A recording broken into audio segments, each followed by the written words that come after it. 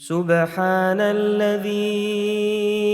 أسرى بعبده ليلا من المسجد الحرام إلى المسجد الأقصى الذي باركنا حوله لنريه من آياتنا إنه هو السميع البصير. وآتينا موسى الكتاب وجعلناه هدى لبني إسرائيل ألا تتخذوا من دوني وكيلا ذرية من حملنا مع نوح إنه كان عبدا شكورا. وقضينا إلى بني إسرائيل في الكتاب لتفسدن في الأرض مرتين ولتعلن علوا كبيرا فإذا جاء وعد أولاهما بعثنا عليكم عبادا لنا أولي بأس شديد فجاسوا خلال الديار وكان وعدا مفعولا. ثم رددنا لكم الكرة عليهم وأمددناكم بأموال وبنين وجعلناكم أكثر نفيرا. إن أحسنتم أحسنتم لأنفسكم وإن أسأتم فلها فإذا جاء وعد الآخرة ليسوءوا وجوهكم وليدخلوا المسجد كما دخلوه أول مرة وليتبروا ما علوا تتبيرا. عسى ربكم أن يرحمكم وإن عدتم عدنا وجعلنا جهنم للكافرين حصيرا. إن هذا القرآن يهدي للتي هي أقوم ويبشر المؤمنين الذين يعملون الصالحات أن لهم أجرا كبيرا وأن الذين لا يؤمنون بالآخرة أعتدنا لهم عذابا أليما. ويدعو الإنسان بالشر دعاءه بالخير وكان الإنسان عجولا. وجعلنا الليل والنهار آيتين فمحونا آية الليل وجعلنا آية النهار مبصرة لتبتغوا فضلا من ربكم ولتعلموا عدد السنين والحساب وكل شيء فصلناه تفصيلا. وكل إنسان ألزمناه طائره في عنقه ونخرج له يوم القيامة كتابا يلقاه منشورا اقرأ كتابك كفى بنفسك اليوم عليك حسيبا. من اهتدى فإنما يهتدي لنفسه ومن ضل فإنما يضل عليها ولا تزر وازرة وزر أخرى، وما كنا معذبين حتى نبعث رسولا. وإذا أردنا أن نهلك قرية أمرنا متر فيها ففسقوا فيها فحق عليها القول فدمرناها تدميرا. وكم أهلكنا من القرون من بعد نوح، وكفى بربك بذنوب عباده خبيرا بصيرا. من كان يريد العاجلة عجلنا له فيها ما نشاء لمن نريد، ثم جعلنا له جهنم يصلاها مذموما مدحورا. ومن أراد الآخرة وسعى لها سعيها وهو مؤمن فأولئك كان سعيهم مشكورا. كلا نمد هؤلاء وهؤلاء من عطاء ربك، وما كان عطاء ربك محظورا. انظر كيف فضلنا بعضهم على بعض، وللآخرة أكبر درجات وأكبر تفضيلا. لا تجعل مع الله إلها آخر فتقعد مذموما مخذولا. وقضى ربك ألا تعبدوا إلا إياه وبالوالدين إحسانا. إما يبلغن عندك الكبر أحدهما أو كلاهما فلا تقل لهما أف ولا تنهرهما وقل لهما قولا كريما. واخفض لهما جناح الذل من الرحمة وقل رب ارحمهما كما ربياني صغيرا. ربكم أعلم بما في نفوسكم، إن تكونوا صالحين فإنه كان للأوابين غفورا. وآت ذا القربى حقه والمسكين وابن السبيل ولا تبذر تبذيرا،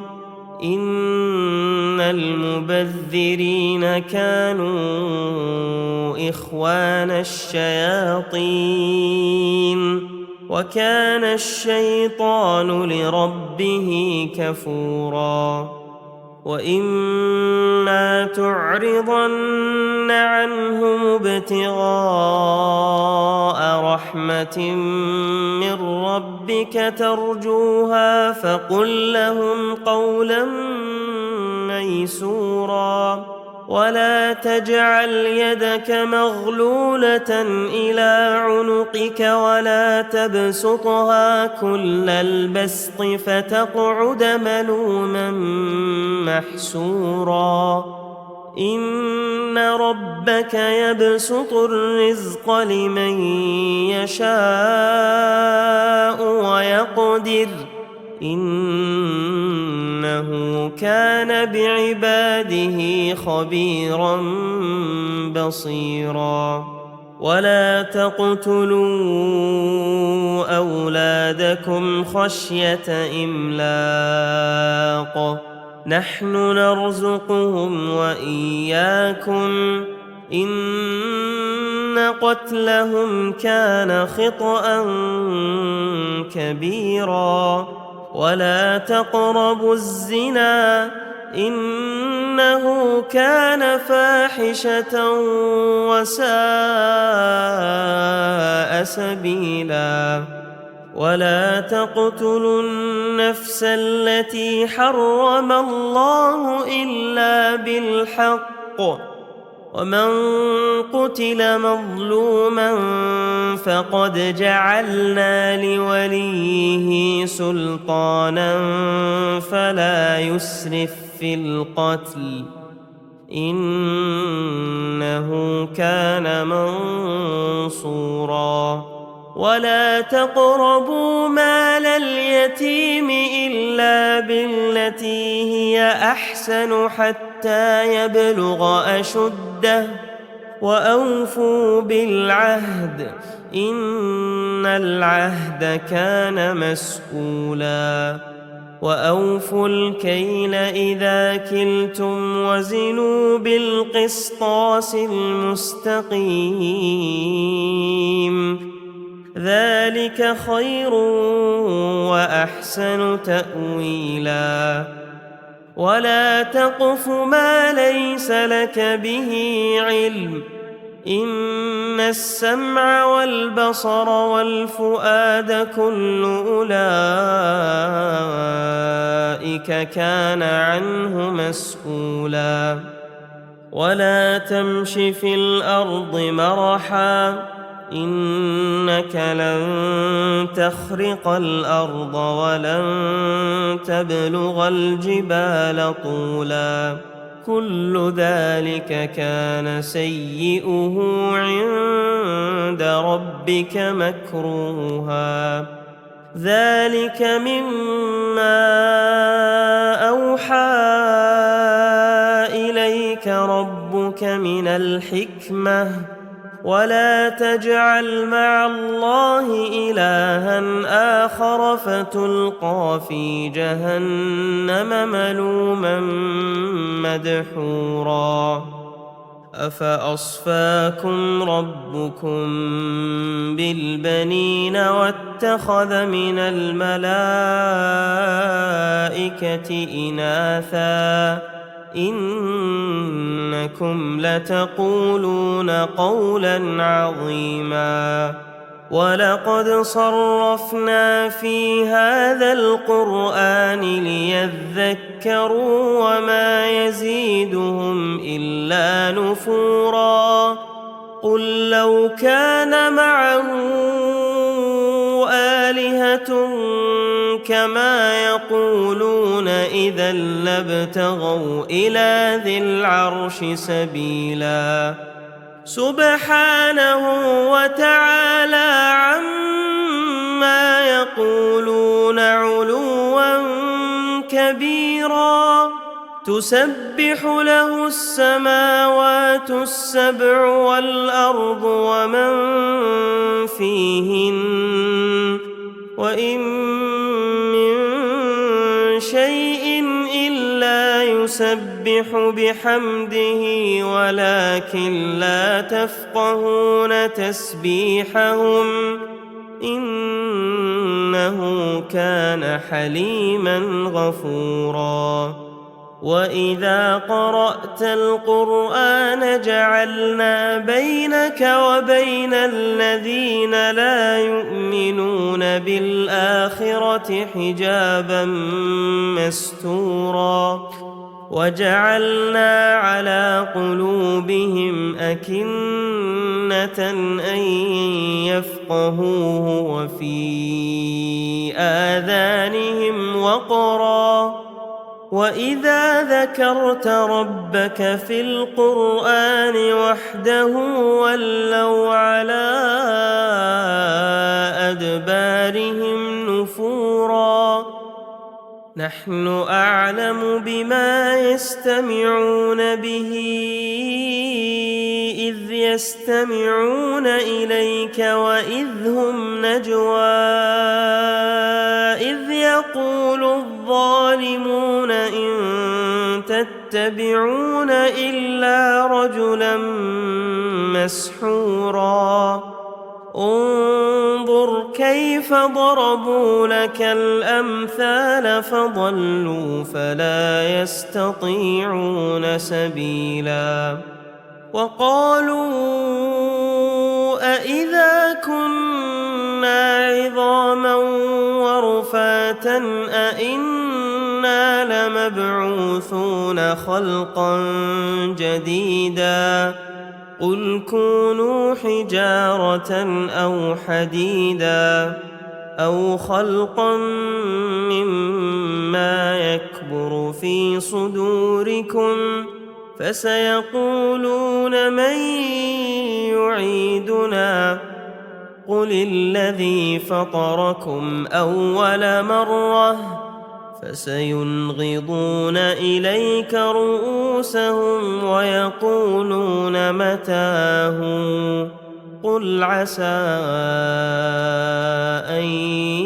يكون قريبا يوم يدعوكم فتستجيبون بحمده وتظنون إن لبثتم إلا قليلا وقل لعبادي يقولوا التي هي أحسن إن الشيطان ينزغ بينهم إن الشيطان كان للإنسان عدوا مبينا ربكم أعلم بكم إن يشأ يرحمكم أو إن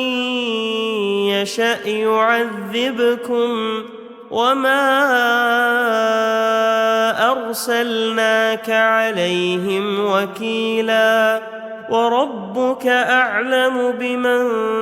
في السماوات والأرض ولقد فضلنا بعض النبيين على بعض وآتينا داود زبورا قل ادعوا الذين زعمتم من دونه فلا يملكون كشف الضر عنكم ولا تحويلا أولئك الذين يدعون يبتغون إلى ربهم الوسيلة أيهم أقرب ويرجون رحمته ويخافون عذابه إن عذاب ربك كان محذورا وإن من قرية إلا نحن مهلكوها قبل يوم القيامة أو معذبوها عذابا شديدا كان ذلك في الكتاب مسطورا وما منعنا أن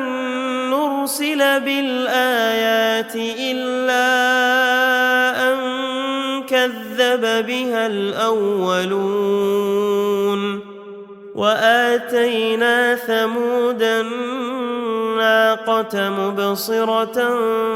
فظلموا بها وما نرسل بالآيات إلا تخويفا وإذ قلنا لك إن ربك أحاط بالناس وما جعلنا الرؤيا التي أريناك إلا فتنة للناس والشجرة الملعونة في القرآن ونخوفهم فما يزيدهم إلا طغيانا كبيرا وإذ قلنا للملائكة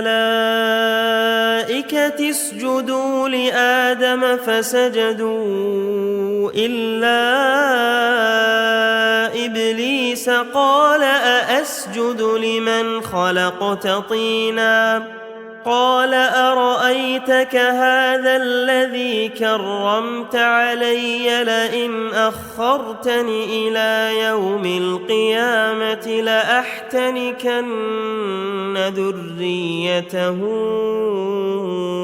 إلا قليلا قال اذهب فمن تبعك منهم فإن جهنم جزاؤكم جزاء موفورا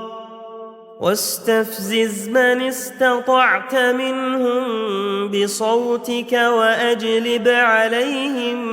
بخيلك ورجلك وشاركهم في الأموال والأولاد وعدهم وما يعدهم الشيطان إلا غرورا إن عبادي ليس لك عليهم سلطان وكفى بربك وكيلا ربكم الذي يزجي لكم الفلك في البحر لتبتغوا من فضله إنه كان بكم رحيما وإذا مسكم الضر في البحر ضل من تدعون إلا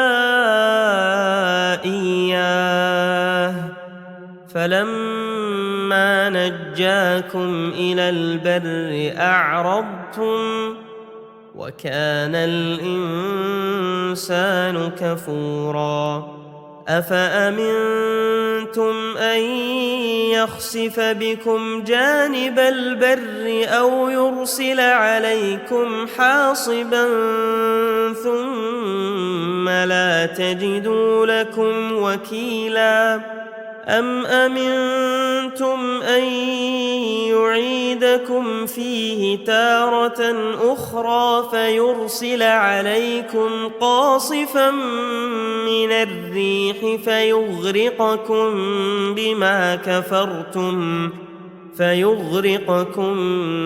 بما كفرتم ثم لا تجدوا لكم علينا به تبيعا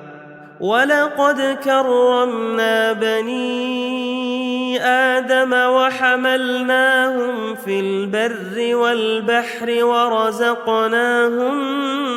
من الطيبات وفضلناهم على كثير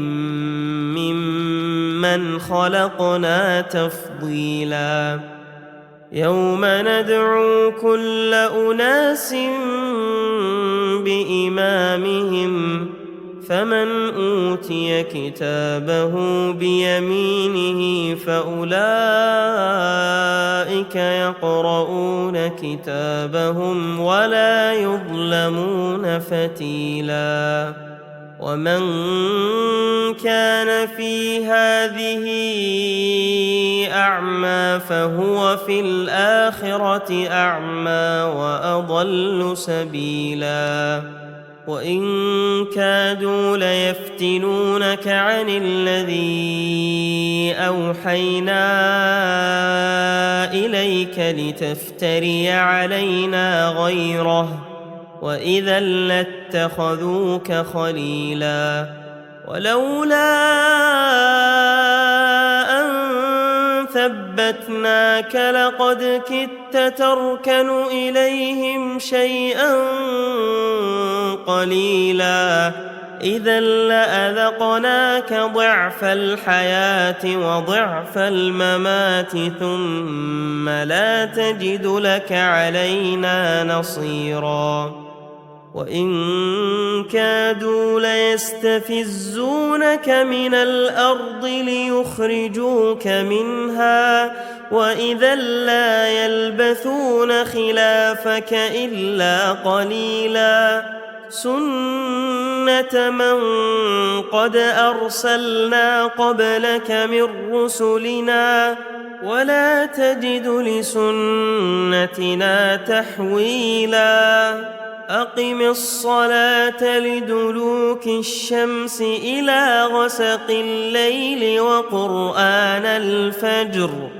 إن قرآن الفجر كان مشهودا ومن الليل فتهجد به نافلة لك عسى أن يبعثك ربك مقاما محمودا وقل رب أدخلني مدخل صدق وأخرجني مخرج صدق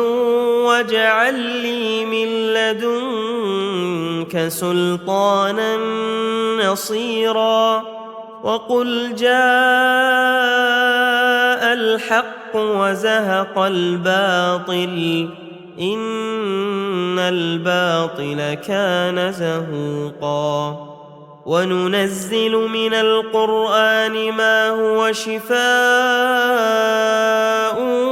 ورحمة للمؤمنين ولا يزيد الظالمين إلا خسارا وإذا أنعمنا على الإنسان أعرض ونأى بجانبه وإذا مسه الشر كان يئوسا قل كل يعمل على شاكلته فربكم أعلم بمن هو أهدى سبيلا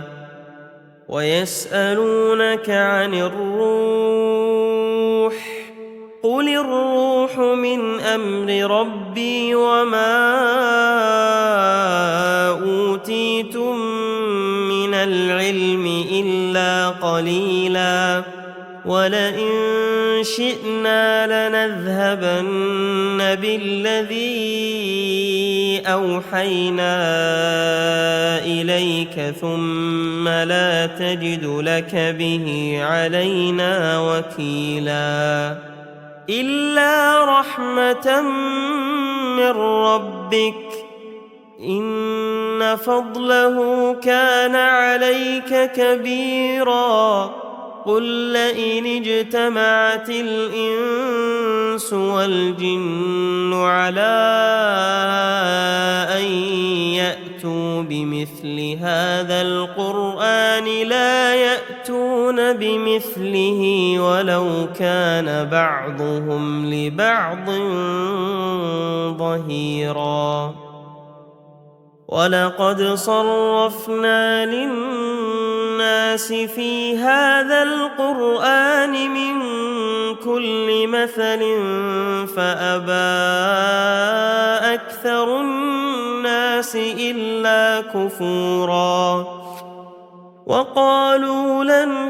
نؤمن لك حتى تفجر لنا من الأرض ينبوعا أو تكون لك جنة من نخيل وعنب فتفجر الأنهار خلالها تفجيرا أو تسقط السماء كما زعمت علينا كسفا أو تأتي بالله والملائكة قبيلا أو يكون لك بيت من زخرف أو ترقى في السماء ولن نؤمن لرقيك حتى تنزل علينا كتابا نقرأه قل سبحان ربي هل كنت إلا بشرا رسولا وما منع الناس أن يؤمنوا إذ جاءهم الهدى إلا أن قالوا أبعث الله بشرا رسولا قل لو كان في الأرض ملائكة يمشون مطمئنين لنزلنا عليهم من السماء ملكا رسولا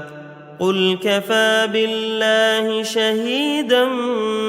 بيني وبينكم إنه كان بعباده خبيرا بصيرا ومن يهد الله فهو المهتد ومن يضلل فلن تجد لهم أولياء من دونه ونحشرهم يوم القيامة على وجوههم عميا وبكما وصما مأواهم جهنم كلما خبت زدناهم سعيرا ذلك جزاؤهم بأنهم كفروا بآياتنا وقالوا أإذا كنا عظاما ورفاتا أإنا لمبعوثون خلقا جديدا أولم يروا أن الله الذي خلق السماوات والأرض قادر على أن يخلق مثلهم وجعل لهم أجلا لا ريب فيه فأبى الظالمون إلا كفورا قل لو أنتم تملكون خزائن رحمة ربي إذا لأمسكتم خشية الإنفاق وكان الإنسان قتورا ولقد آتينا موسى 9 آيات بينات فاسأل بني إسرائيل إذ جاءهم